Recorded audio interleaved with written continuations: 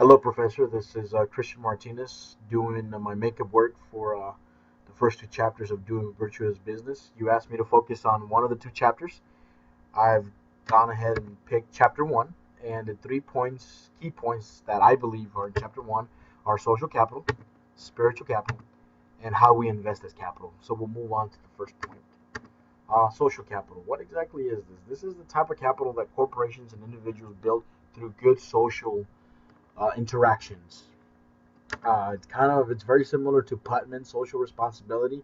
Putman is kind of the person who started this concept of corporate social responsibility and what it encompasses and what it refers to, and social capital kind of builds upon it. It's a marketable asset for corporations, uh, and it's built on trust. The book gives us this great example of how Hong Kong, which has naturally no resources to speak of.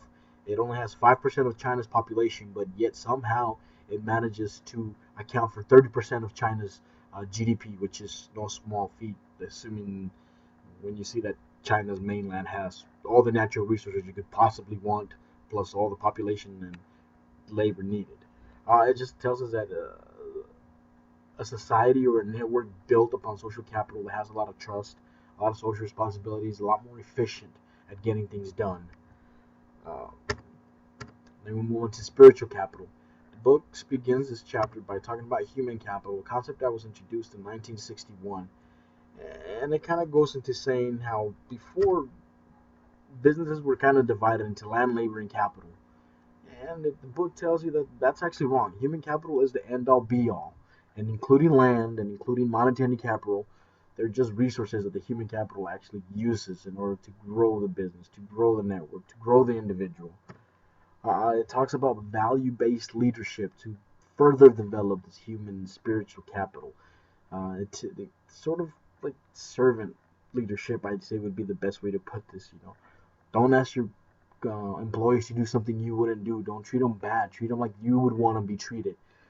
This is the type of thing that spiritual capital speaks about. That it is. It's about the individual, the person, seeing somebody, not just an employer, a number, or on a payroll sheet.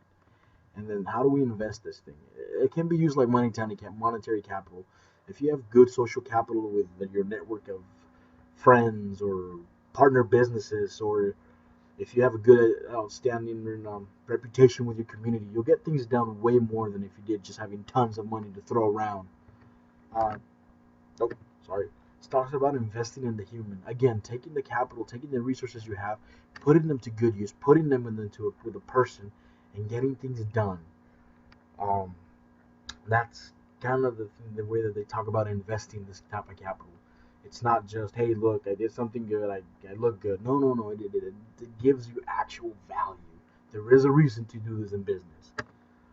Again, I just want to thank you for allowing me to redo this. And if it's up to your standards, thank you. And if it's not, please let me know, and I'll redo it as many times as you need me to. We'll see you in class on Tuesday. Thank you.